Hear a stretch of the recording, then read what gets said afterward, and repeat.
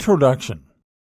If you could increase your brain power, then theoretically you could accomplish almost anything. While having a healthy and strong body is highly important as well, most of us would probably agree that our activities are more reliant on our cognitive abilities rather than our physical ones. Many people have computer-based jobs, for instance, and this means that we need to use our brains to handle data, to manipulate software, or to come up with business strategies.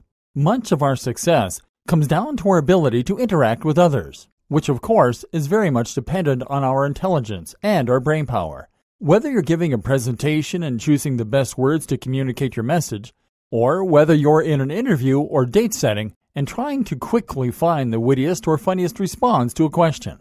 Problems at home tend to involve finances, social situations, or legal issues. There are very few problems we can solve with our fists. In our spare time, we tend to pursue more intellectual activities too. Perhaps we play video games, reacting to enemies and solving puzzles. Or maybe we sit and read. And even when an activity seems physical on the surface, it is in fact very often just as much cognitive. Take sports, for example, which require you to be aware of the positions of your teammates and opponents, and to use your body efficiently and accurately through space. Or how about doing physical labor, such as making repairs, which almost always involves some measure of engineering. So, if you were smarter then, or if you just had greater command over your mental faculties, you'd be able to concentrate longer on tasks and get more work done, thereby progressing further in your chosen career and earning more money, thereby giving yourself more free time at the end of each day and giving you fewer things to stress about. Come up with unique ideas and novel solutions, thereby potentially making yourself rich or changing the world in a positive way, thereby solving problems that you face in your daily life. Improve your physical and sporting ability. Impress anyone in a conversation.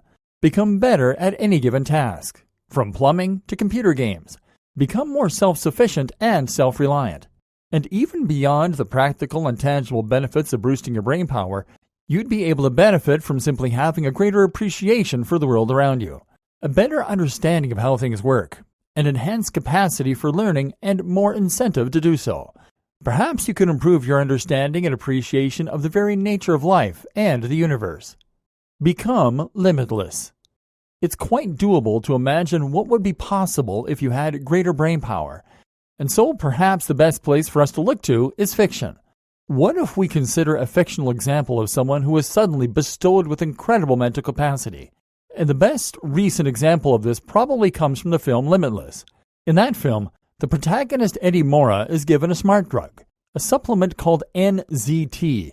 This tablet is an experimental drug that has the ability to help anyone to use 100% of their brains. Of course, this is a load of nonsense.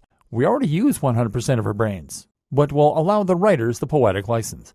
When Eddie takes the NZT, he's instantly transformed. He goes from being a slob and a struggling writer to cleaning up his flat and his appearance and completing his manuscript, which of course goes on to become a bestseller. He then works out the stock market and begins day trading, becoming rich from his home. He talks several women into going to bed with him before winning back his ex with impressive displays of intelligence, such as his new ability to speak several languages. He moves into a stunning luxury apartment and attracts the attention of an investment firm. Eventually, he uses the power and influence he accrues there to run for political office. All this because he was able to take control of his brain, because he was able to see patterns that others missed, because he knew exactly what he had to do, and because he gained a sharper intuition and better cognitive skills. Now, of course, this is fiction, and in reality, no such pill exists. Neither can we say with certainty that you would see such a huge impact on your life if you were to increase your brain power alone. But it's certainly a believable idea that your life might change that much. This training. And what is very exciting is that there really are ways that you can boost your intelligence, albeit to a slightly lesser degree. There really are ways you can bring about tangible, measurable improvements in your life by focusing on ways to increase your IQ and your focus. In this training, you're going to learn precisely how to do that. You're going to see how you can increase your intelligence and focus to a profound degree, how you can become sharper, how you can learn faster, and how you can even improve your social IQ.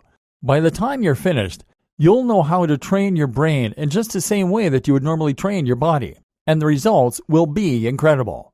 The power of working fast. Before we move on, I want to address just one more topic: the power of working fast. If you have greater concentration and if you can think more quickly, then you can work faster. This is something I've been training for from a young age, and it's something that I genuinely believe helped me to perform very well throughout college and into my career as an adult. In college, the ability to work fast is what allowed me to effectively complete more work than all my peers, and that way to get better grades, without really trying. I'd routinely leave my work until the last minute, and then complete an essay of acceptable quality, thereby giving myself much more free time. In exams, I'd write twice as much as most people, and when coupled with the realization of what examiners were looking for, most will mark papers very much by referring to a checklist of things you need to complete. That meant that I could get better grades than perhaps I could have otherwise. When I left college, I became a copywriter and started taking jobs for other people. I quickly realized that there was a lot of work out there, but only if you were willing to work for $2 or less per 100 words. My solution? Work incredibly quickly. By writing 20,000 words a day, I was on a very good salary right away. I was able to move out of my parents' house and get a flat with a balcony by the sea. With training, I learned to write faster and faster. I eventually bought myself enough time to start doing other things in the second half of the day. Things like creating an app that went on to become a bestseller and eventually writing a novel. I created a YouTube channel that quickly gained tens of thousands of followers, all because I was able to upload highly produced videos quickly.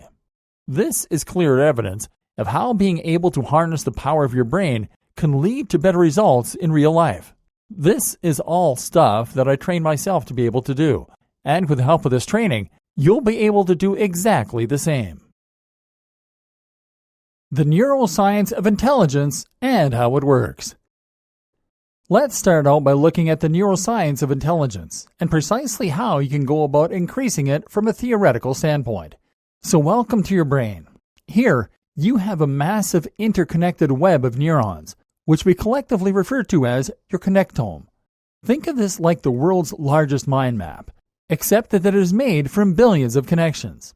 Each of these neurons represents an experience, an action, a memory, or a qualia.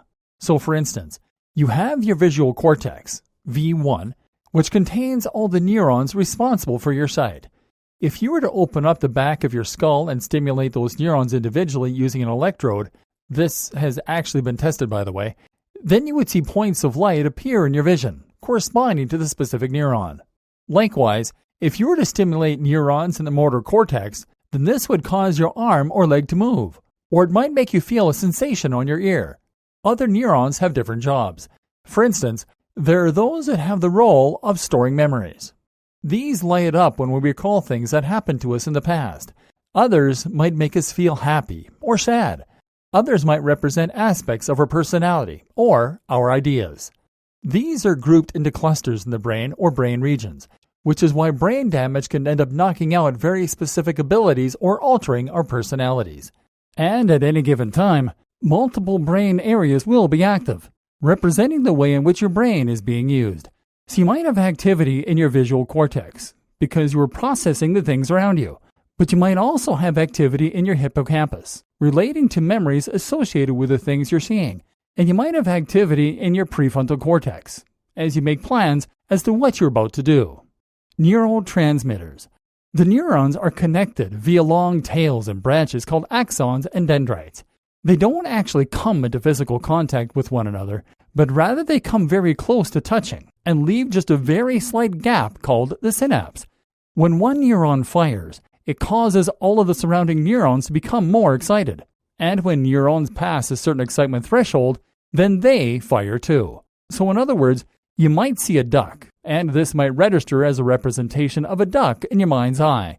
That causes a certain pattern of neurons to fire, and those action potentials, the technical term for these electrical charges, will then travel down the axons to related concepts that are connected. These include the likes of memories you might have about ducks, opinions about ducks, duck facts, Donald Duck, etc.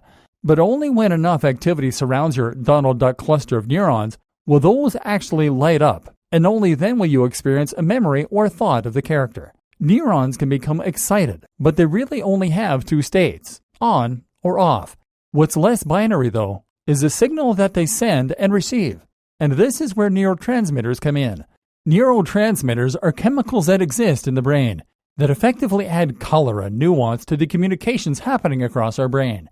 These act like hormones, in that they are able to change our mood and change the way we feel about something. The difference is that they have a much shorter lifespan and that they act on the brain specifically. Among other things, neurotransmitters make neurons surrounding them more or less likely to fire, and will thereby put the brain in an overall more excited or more inhibited state. At the same time, though, they can also increase the likelihood of new connections forming, and they can increase the apparent importance of certain activity, thereby directing your attention. An example is dopamine. Dopamine is an excitatory neurotransmitter, which means that it makes us more aroused and more awake, and it increases the chances of neurons firing. When dopamine is released in a part of the brain, which causes us to become more focused on whatever is happening right there, because it tells us that thing is important and worthy of our attention. At the same time, dopamine increases our likelihood of remembering that event, because it makes connections in the brain more likely to form. Finally, dopamine makes us more likely to remember things that happened, and more likely to stay motivated. Dopamine is often described as a reward neurotransmitter, but it would be more accurate to say that it is released in anticipation of reward. Other neurotransmitters include the likes of serotonin, the feel-good hormone, of cortisol, the stress hormone, and of oxytocin, the love hormone. All these change the way we subjectively experience the world, and their impact on the nature of the physical change that occurs within the brain. Brain plasticity. An area that has been extensively studied by psychologists and neuroscientists in recent years is a subject called brain plasticity, or neuroplasticity. This refers to the brain's innate ability to change shape in response to stimulation and activity. So previously, we believed that the brain was a set shape once we reached adulthood, and that it wouldn't change any further. What we now know, however, is that the brain continues to grow and adapt as we get older, and that it is constantly forming new connections and even birthing new neurons. In studies, it has been shown that repeatedly engaging in a specific activity will cause the corresponding brain area to change shape. For instance, if you learn to play the cello, then the areas in your motor cortex that are responsible for the sensation and dexterity in your fingertips will get larger and more complex. Likewise, if you play computer games repeatedly, then the brain areas that have responsibility for your ability to make out small details on the horizon will improve.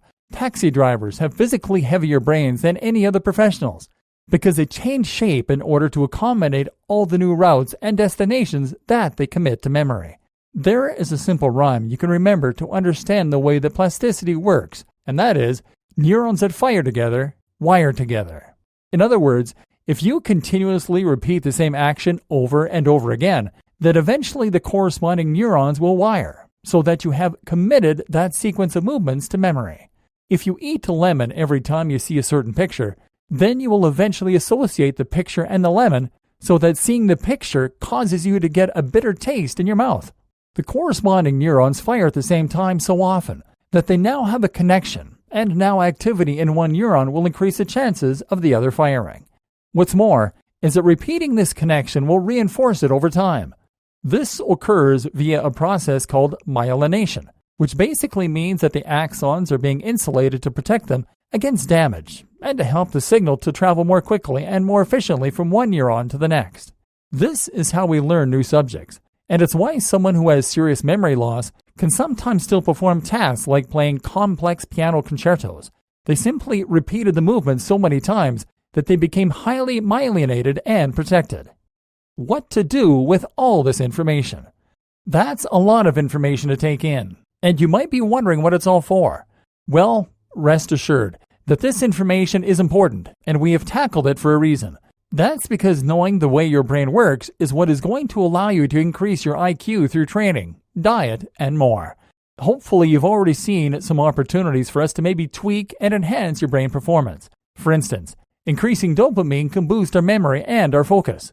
Likewise, you might have guessed that increasing the rate of brain plasticity might also be a very positive thing.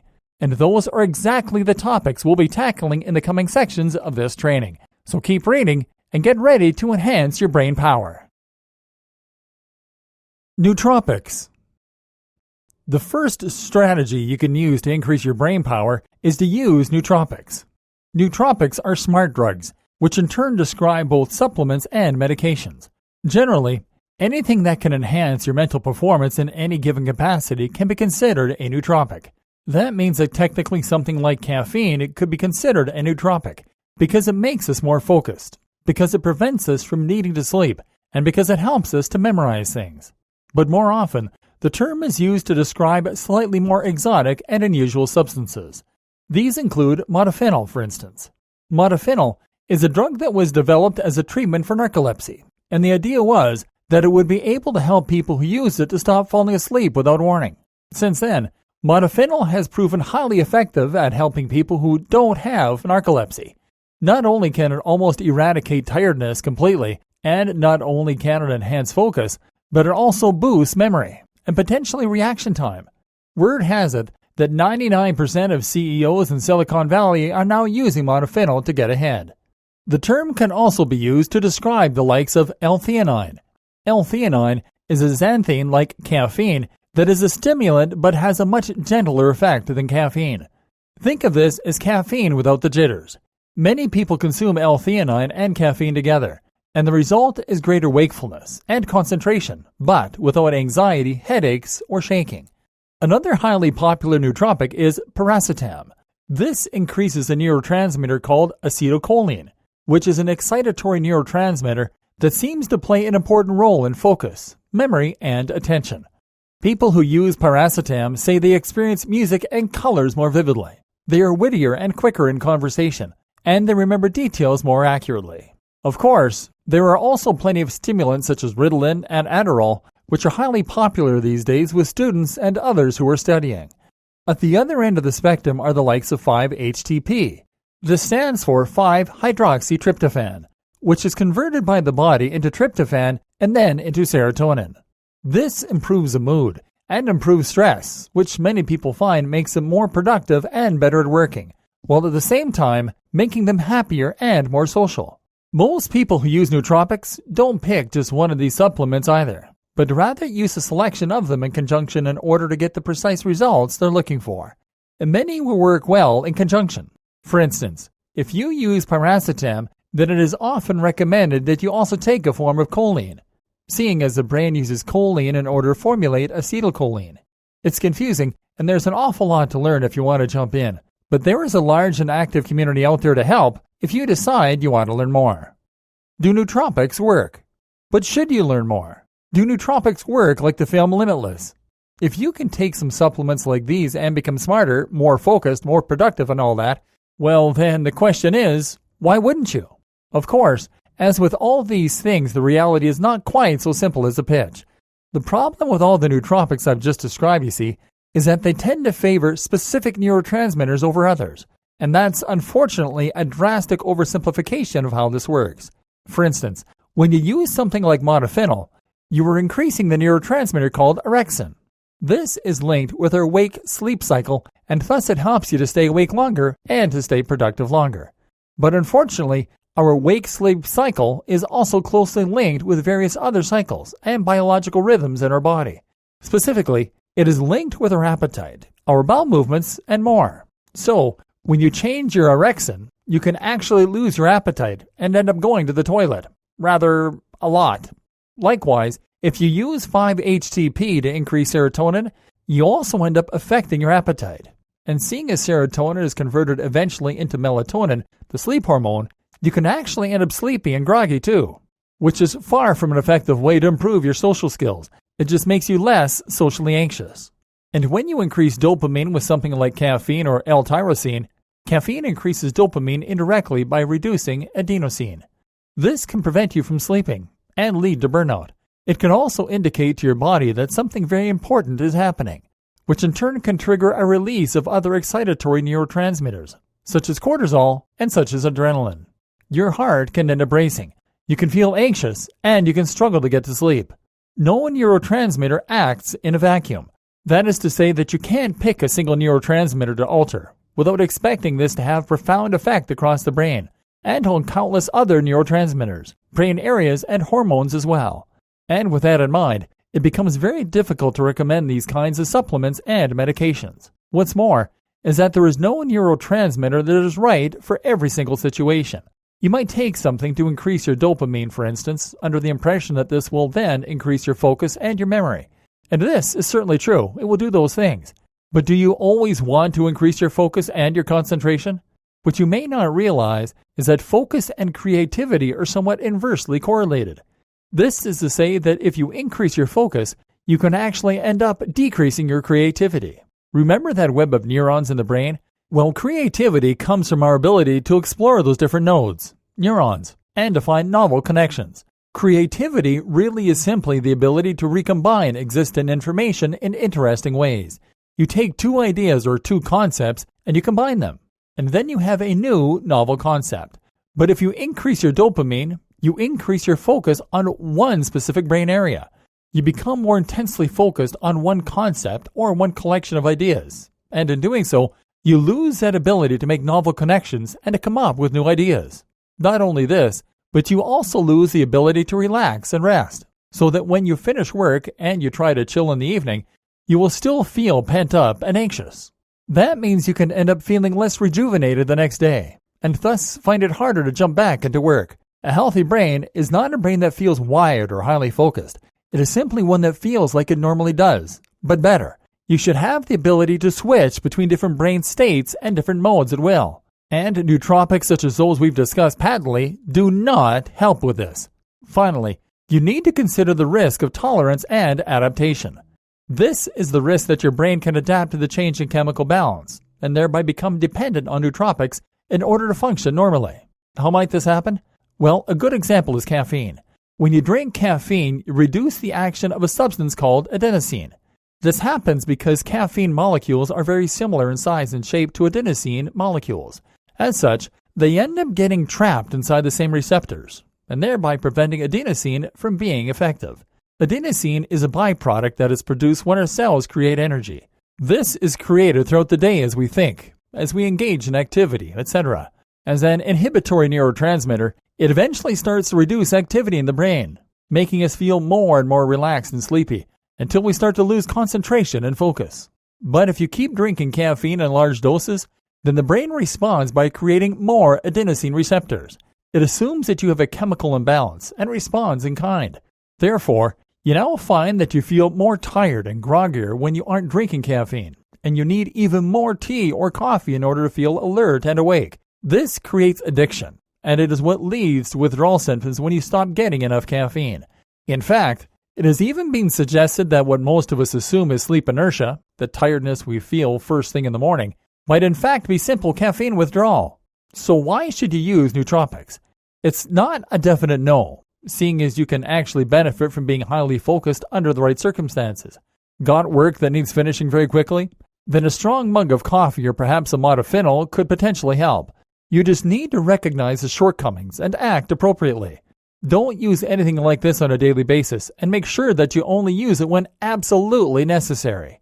And while you might protest about the potential side effects and risks, remember that plenty of people use alcohol and nicotine, knowing full well that it is harming them.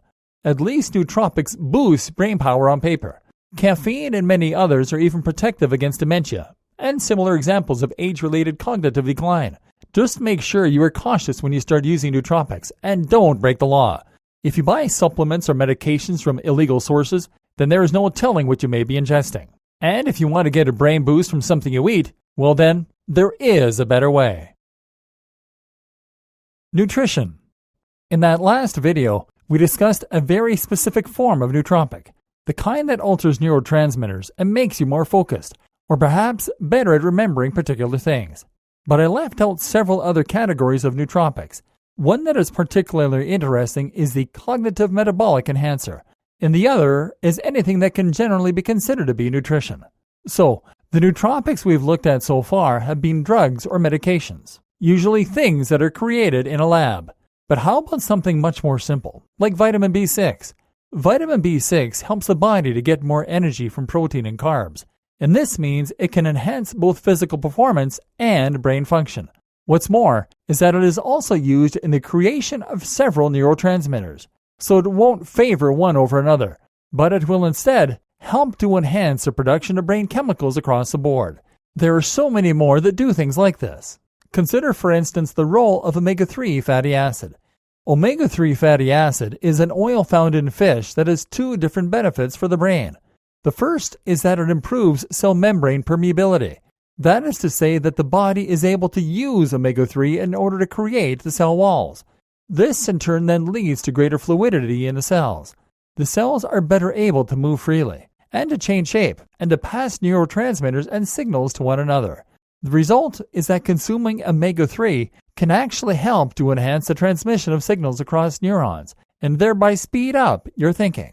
At the same time, omega-3 fatty acid also has the benefit of improving your omega-3-6 ratio. To simplify, omega-3 and 6 are both necessary for healthy function, but the vast majority of us get too much of the latter and not enough of the former. That's because omega-6 is used as a preservative in a vast range of different things we eat, whereas you mainly get omega-3 from oily fish, which is absent from many of our diets. When you have too much 6 and not enough 3, this causes brain inflammation, and inflammation has been linked with depression, brain fog, and more. How about creatine? Creatine is a substance that is typically associated with fitness and athletic activity. This supplement is used to enable the body to recycle ATP. ATP is adenosine triphosphate, or the most basic form of energy usable by the cells. We need ATP to move our muscles, but we also need it in order to think, or to do just about anything else. When we use ATP, it becomes AMP and ADP, adenosine monophosphate and adenosine diphosphate.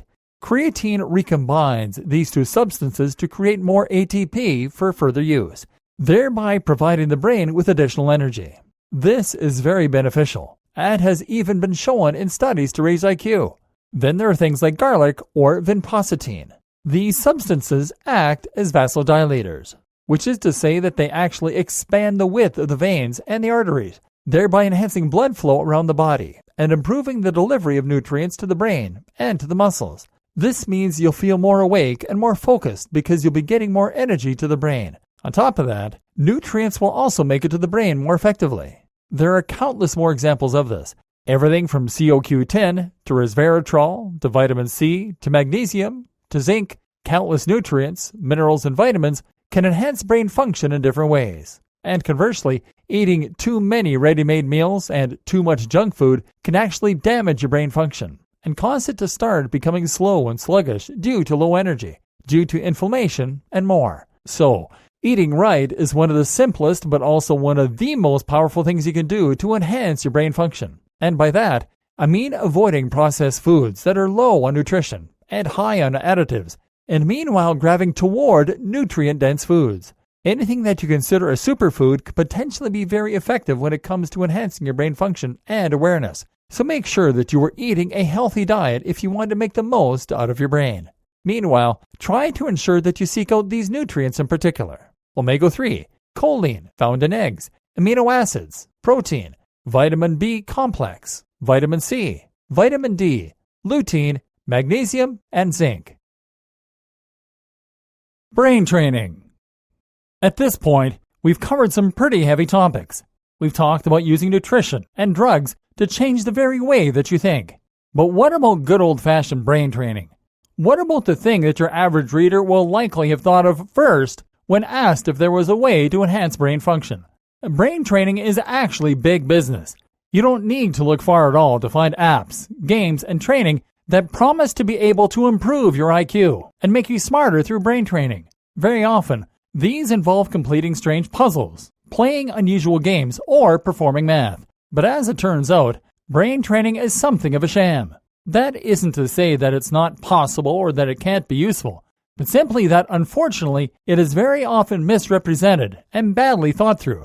Because here's the thing, when you use brain training such as Nintendo Brain Age or perhaps Lumosity, it turns out that you aren't really boosting your brain power in any tangible or useful way. What you're simply doing is improving your brain's ability to do that one thing. So, if you play a game where you have to pick out a number from a line of numbers, then you are simply improving your ability to pick a number out of a line of numbers. And most of us would agree that this isn't all that helpful or useful. Brain plasticity is at work here. It's just that it isn't really helping with the thing we want it to help with. So how do you go about training your brain more generally? Accidental brain training. The rules of brain plasticity make it very easy for us to work out what impact a certain type of training will have on the brain, and we can actually use an acronym to work this out. SAID. SAID stands for Specific Adaptations to Imposed Demands. This is to say that your brain becomes better at doing the things you make it do regularly. That means that the best form of brain training to become better at focusing on your work is to simply force yourself to focus on your work more. Do this often and over time. You will become better at doing it. Want to become better at math? Then practice more math. There are some tasks, though, that will help you to improve your brain in a much more non-specific way. These involve activities that have changing circumstances but require the same basic skills. And a surprise one? Computer games. Computer games are actually among the very best brain training tools out there. In a moment, we'll see that they can be useful for enhancing brain plasticity, simply because every new game requires you to learn new inputs, new rules, and new environments. But beyond this even, computer games are useful for just encouraging development in several key brain areas because of the skills that they require. Action games, for instance, have been shown to increase our ability to tell different shades of gray, and actually to improve visual acuity. The reason for this is that shooters require us to be constantly looking at the screen for signs of movement. Likewise, these games have been shown to help enhance decision-making and to increase the speed at which decisions are made, without negatively impacting on the quality of those decisions.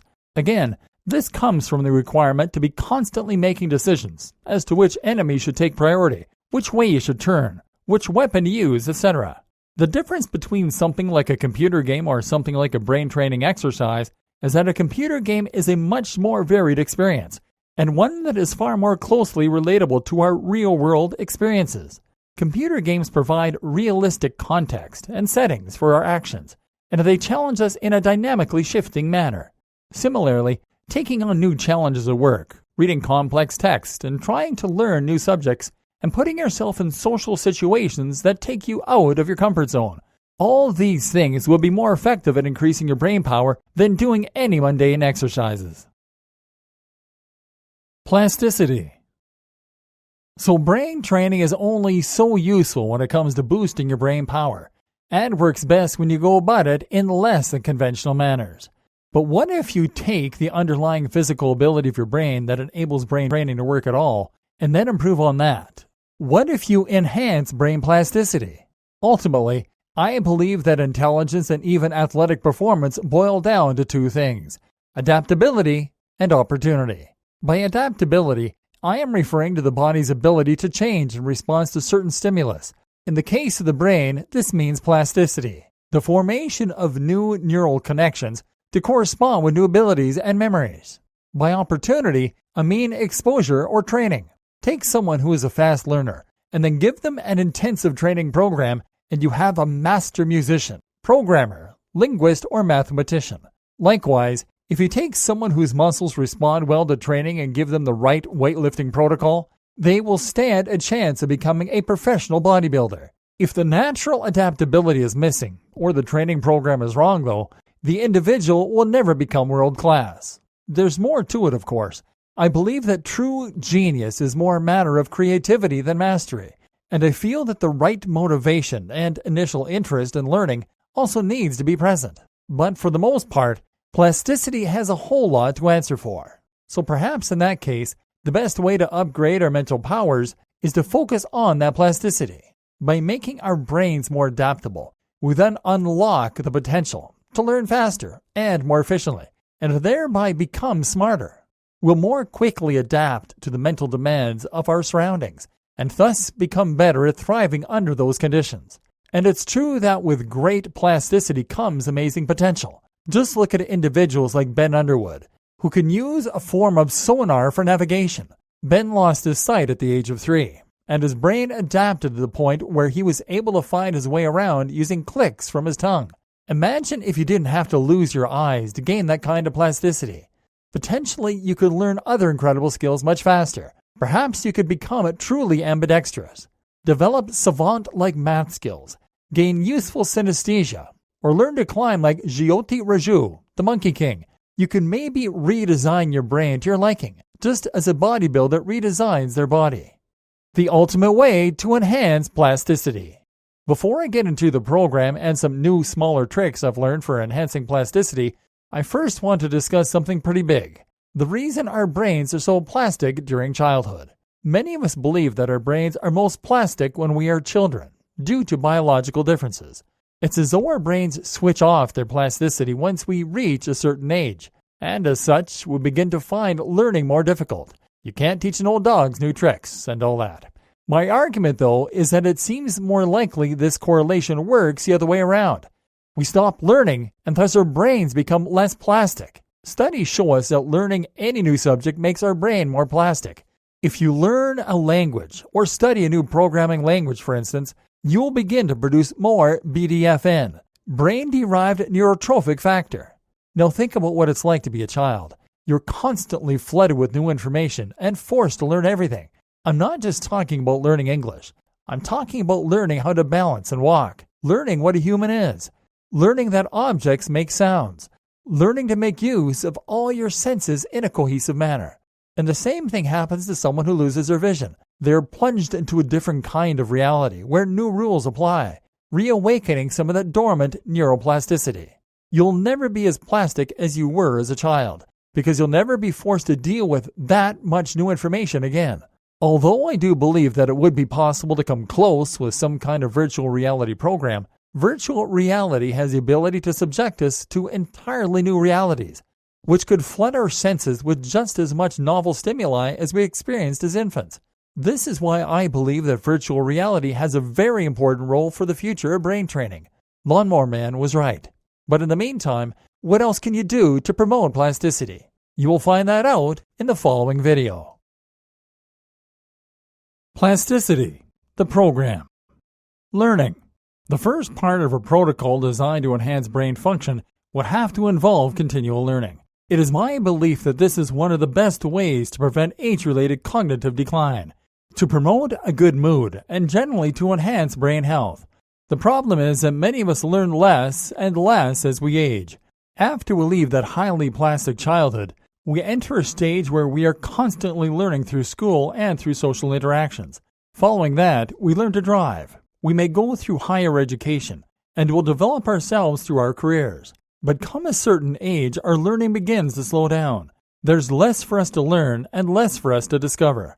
Many of us find ourselves falling into a rut, where our jobs involve repeating the same few actions, and our social interactions are limited to the same few friends and family.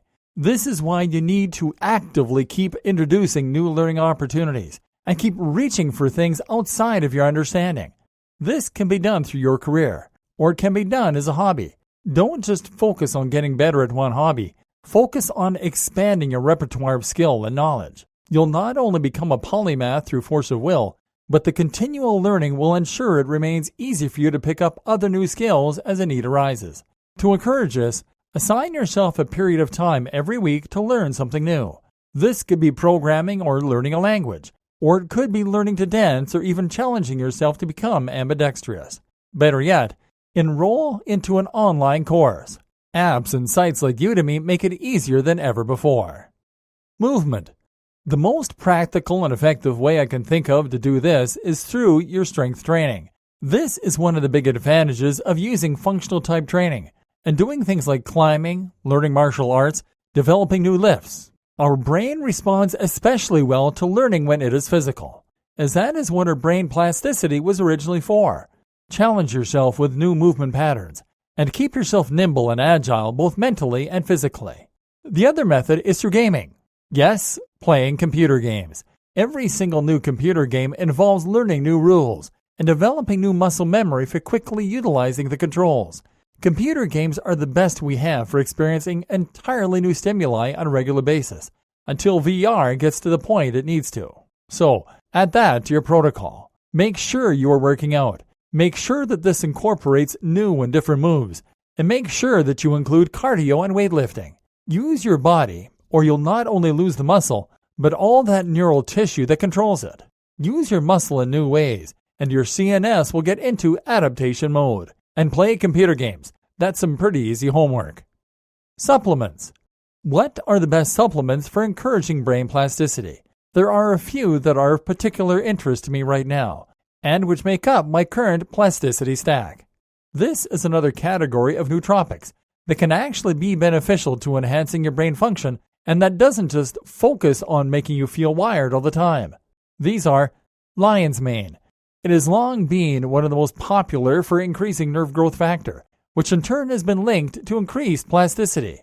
Magnesium threonate. Magnesium has been shown to increase plasticity. Magnesium threonate in particular appears to more successfully reach the brain, making it the best choice. Turmeric. Turmeric has been shown to enhance plasticity. I read that you could try adding it to your coffee, but I tried that and it was awful. Caffeine. Yep, good old caffeine can also increase plasticity.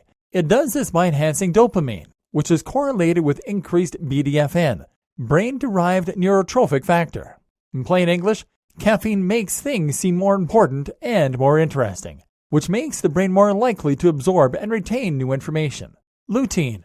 Lutein was shown a while back to improve the function of mitochondria, leading to greater energy and potentially a boost in cognitive performance. Turns out it's also potentially able to increase plasticity, particularly in the womb and during our development, but also later in life. There are plenty more, and TDCS has also been shown to be effective at increasing plasticity, transcranial direct current stimulation. But as we're looking at a practical solution to enhance our plasticity, let's focus on just these few. You can afford to add this little stack to your routine, and it should result in enhanced adaptability. Discovery. Being in any novel environment, discovering something new, or even speaking to someone new can help to encourage more plasticity in the brain. Interestingly, this has also been shown to be a trigger for accessing flow states. In other words, when you're somewhere novel or encountering something new, your brain wakes up, which encourages a flood of dopamine, and thus BDFN. Traveling, talking to people with different points of view, and trying new things will help your brain to stay agile and youthful rather than becoming barnacled and set in its ways. An outward-looking brain is one that stays healthy, young, and plastic. So, follow this protocol and you will create a brain that is more plastic. From there, you can go on to learn much more complex subjects and even motor movements with relative ease. Conclusion. So there you have it. A protocol for enhancing the very plasticity of your brain. Now, if you also combine this with the right kind of brain training, which is to say, focused on things that you want to get better at, exercising, playing computer games, learning, then you can expect to see greater returns than you would have enjoyed previously. Working memory. Another type of brain training that is useful and that is backed by a lot of evidence is a brain training game Dual and Back. The Dual and Back test is an exercise that requires you to concentrate on a sequence of numbers or letters that are also changing color. Your job is to press a button when you notice a match or a repetition. So in the sequence 1, 2, 4, 7, 9, 10, 10, you would press the button because there were two 10s. Likewise, you would press the button during this sequence. It's a dual and back because you are looking for two things at once. 1, 2, 4, 7, 9, 10, 3, because the colors match. Here, n equals 1, so you are looking for matches that go back 1. But as the game progresses, the value of n increases. So if n equals 2, then you press the button when this happens. 1, 2, 4, 1, 7, 9, 10, 4, 3. And you ignore the two black numbers that were only spaced 1 apart. This is hard work, and it is effective because it requires you to hold information in your mind and then compare it with new information, tasking the working memory. Playing chess also requires you to test your working memory because you need to remember the positions of all the pieces on the board, and you need to think about possible positions several moves ahead. So, the working memory then is the part of the memory that you use to hold onto temporary information that you are currently working with. This allows you to manipulate that information, and it is highly important for a vast range of different tasks and different activities. But what's interesting is that working memory is actually a little more complex than we at first thought, and there may be even more useful ways to train it. A different way to look at working memory. So conventionally, we view working memory as a store where we keep information briefly, before moving it to short-term and then long-term memory. If you are asked to remember a phone number, then you place it in your short-term memory until you write it down. Psychologists used to describe the size of the working memory as being 7 plus minus 2, meaning that at the upper end, we can remember 9 pieces of information, and at the lower end, we can remember 5. So, if someone gives you a number 10 digits long, you shouldn't be able to remember it without assistance. It was also once thought that we had different modes for remembering this information. The visuospatial scratchpad, for instance, was what we used in order to picture the items in a room and remember their positions. Meanwhile, the phonological loop is what we use to remember acoustic information by, repeating it back to ourselves. More recent research, though, suggests that working memory might be a little more complex than that. That's because working memory appears to not have all that much in common with other types of memory at all. In fact, there doesn't seem to be a brain area associated with working memory, and instead, it seems that working memory works by internalizing our thoughts and visualizing them. In other words, when you are trying to hang on to 7 numbers, you're not actually remembering them at all, but instead, you're visualizing them with your mind's eye. Brain scans show that if you imagine something happening, you actually light up the same brain regions as though you were really doing that thing. So for example, if you imagine playing football, you activate the areas of the motor cortex as though you were really kicking a ball. When you repeat numbers to yourself, areas of your auditory cortex light up. This is what working memory really is. It's not memory at all, but rather attention. The ability to internalize thought and then focus on that thought. And this makes working memory an incredibly important thing to train, because it corresponds to your ability to visualize and to juggle and manipulate information. It allows you to plan ahead. It allows you to picture the positions of other players on the pitch during sports. It allows you to juggle all the relevant information when in conversation to give the best response. It even allows you to manipulate a map in your mind's eye for improving navigation. In short, working memory is one of the key skills to enhance for better performance across the board. And because it actually amounts to visualization, that makes visualization itself worth practicing. And because it also amounts to concentration, that too is something you need to practice focusing on. This is your ability to focus on your internal constructs, which in turn gives you the ability to manipulate and manage information in your mind. Meditation. Meditation is one of the best things you can do to encourage more brain plasticity, and it has been shown in studies to increase cortical thickness and gray matter. Moreover, it has also been shown to be one of the most effective tools for strengthening your working memory. The reason for this is that meditation essentially boils down to nothing more than applied concentration and focus. While many of us think that meditation has some kind of esoteric subtext, the reality is that it is actually very simple and very practical.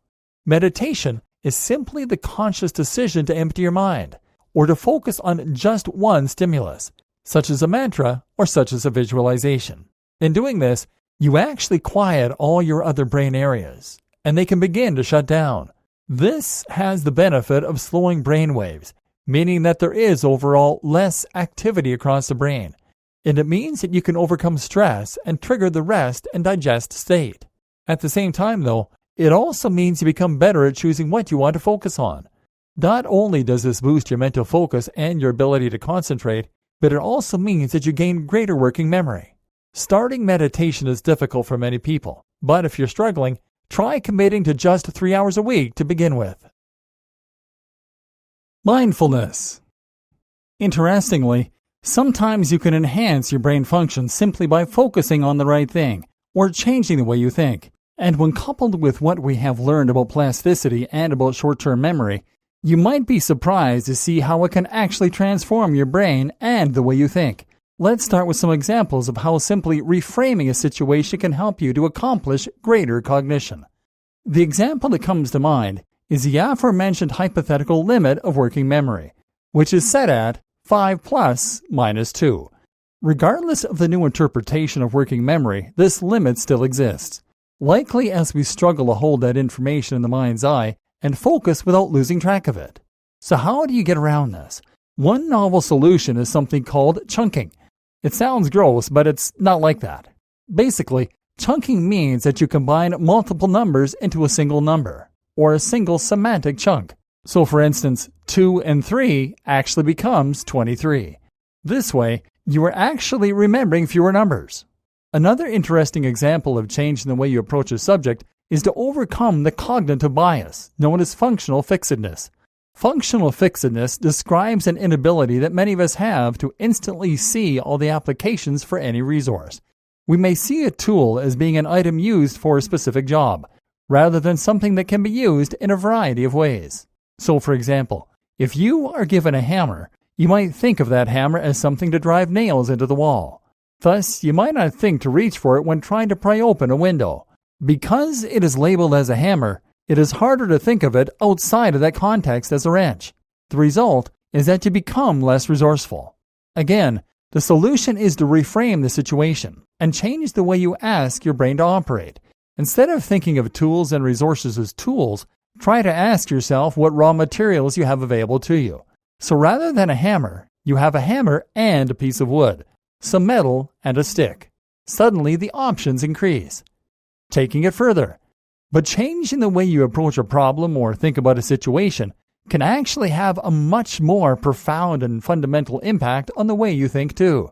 In particular, it has the ability to change the way that you perceive the world around you and the way that you control your mental state. Remember how we mentioned that when you visualize something, you light up areas in your brain as though you were actually doing that thing? So when you visualize yourself running, you actually light up areas in your brain corresponding to that movement and to the things you might see and hear on that run.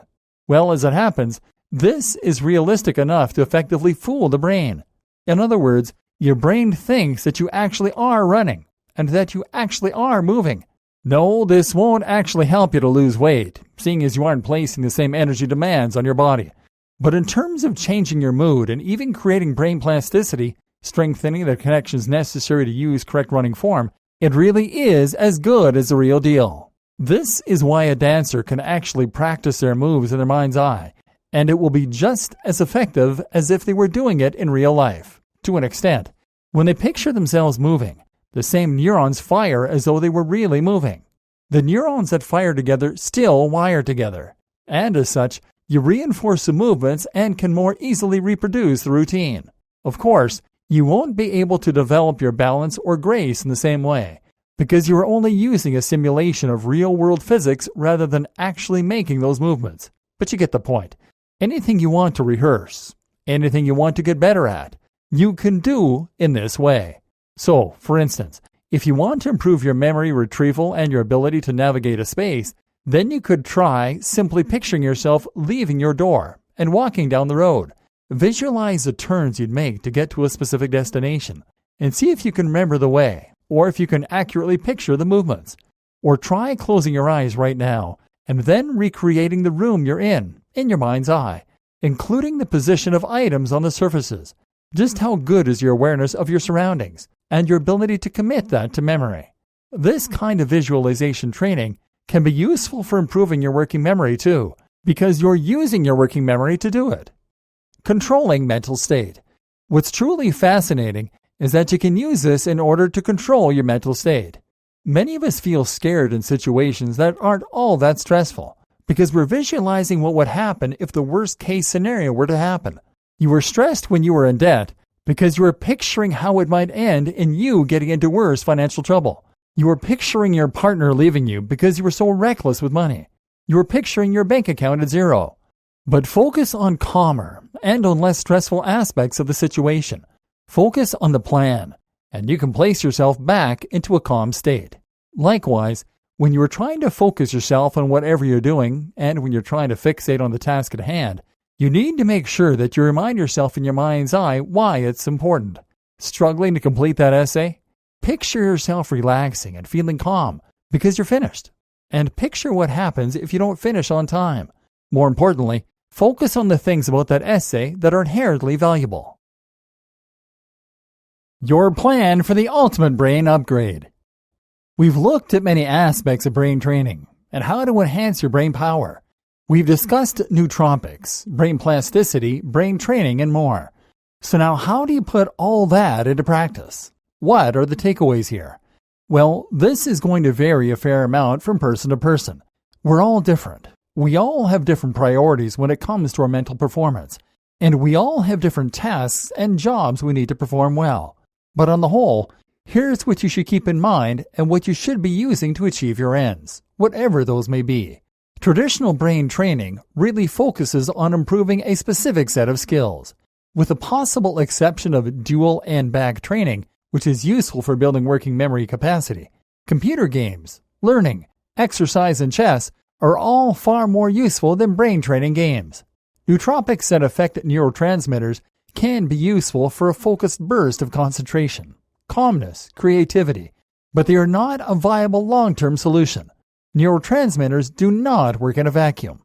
Proper nutrition is important, however, especially where it can be used to enhance energy on a cellular level, and where it supports the production of multiple neurotransmitters.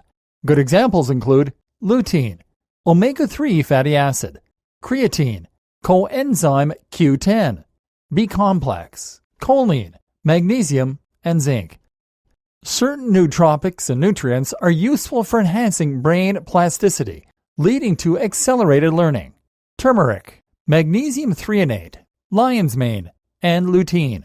Also good for brain plasticity, sleep, learning new things, potentially virtual reality, exploring new places. Working memory is a truly transformative skill and ability and can be trained through visualization. Meditation is a powerful tool for enhancing plasticity, working memory, and control over your mental state. My recommendation for most people reading this is to start by being more aware of the workings of their brain and to look after their nutrition as well as their sleep. Try to incorporate meditation into your routine, even just 7 minutes a day at the end of a workout, and be sure to keep pursuing new activities and learning new subjects. Consider adding the plasticity stack or an energy stack for supplementation, and be more aware of how your visualization is driving your mental state. Over time, your brain will grow, and you will become smarter and more powerful than ever before.